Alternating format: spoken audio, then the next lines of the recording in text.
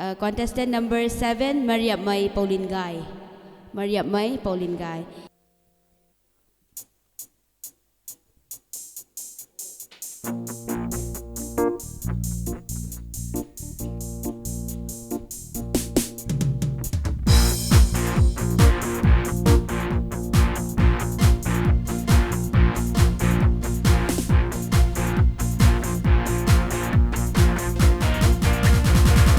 Mây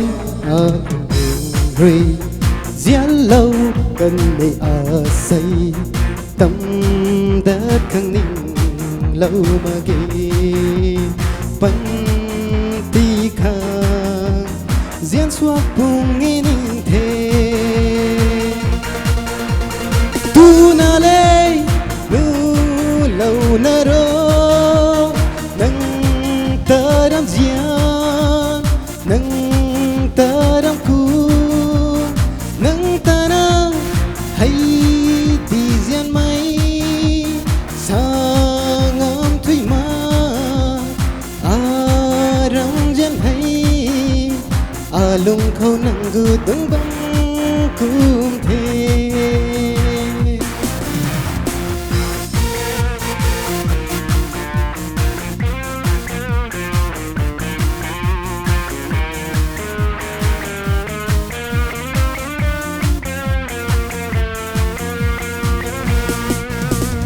bóng cây thủy mặc lưng nắng lưng hầu lâu mà đi thấy nắng tuấn lê tờ pasini biên mây hay mà ghé lung khâu tu na lê nu lâu na rô nắng ta đam nâng ta đam cu nâng ta na hay đi diễn máy sang ngắm thủy ma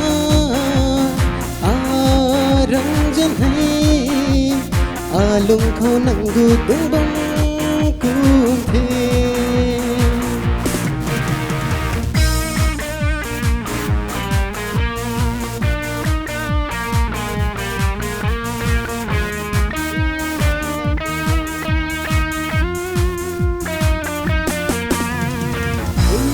đại cùng quang hô trên mây nắng rằm rìa thủy đại cùng quang hô trên mây nắng rằm rìa đi ngấp phang bầm ni nắng tới in khoan bầm ni tiếng sang giang in khoan bầm ni tu na lê nu lâu na rô ta đang diễn nâng ta đang cu nâng ta đã hay đi diễn máy sang ngắm thủy ma răng diễn hay lưng khâu nâng gư đứng bóng cùng thế sang ngắm thủy ma răng diễn hay lung khâu nâng gư đứng băng cùng thế